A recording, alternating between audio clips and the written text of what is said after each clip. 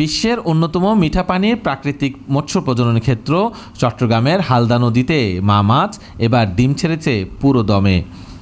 বৃহস্পতিবার গভীর রাতে অমাবস্যা তিথিতে প্রবল বৃষ্টিপাত, মেঘের গর্জন ও পাহাড়ি ঢলের স্রোতে রুই, কাতলা, মৃগেল ও কালীবাউস মা মাছগুলো ডিম ছাড়ে নদীর বিভিন্ন পয়েন্টে। এতে করে 2 মাস ধরে অপেক্ষায় থাকা 500 থেকে 600 জন ডিম সংগ্রহকারীর প্রতীক্ষার অবসান হয়।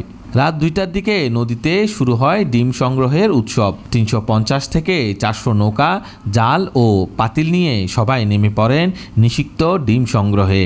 মদুনাঘাট, ছায়ারচর থেকে রামদাস, মুন্সিরহাট, আমতুয়া, নাপিতারঘোনা, আজিমের ঘাট, মছুয়াঘোনা, কাকতিয়া, সিপাহীঘাট, নয়াহাট, পুরালিয়া, সুইচগেট, কেরামতলের বাগ এবং অঙ্কুরিঘোনা পর্যন্ত বিস্তীর্ণ এলাকায় পর্যাপ্ত ডিম সংগ্রহ করতে পেরে সংগ্রহকারীরা খুবই খুশি।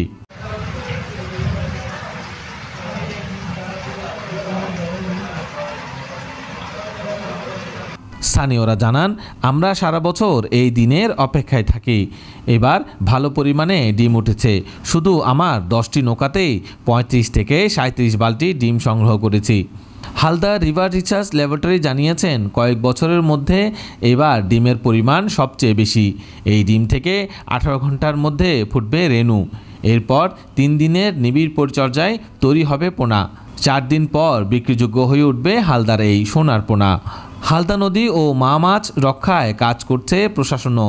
গত 1 বছরে পরিচালিত হয়েছে একাধিক মোবাইল কোর্ট, ধ্বংস করা হয়েছে অবৈধ ড্রেজার ও জাল।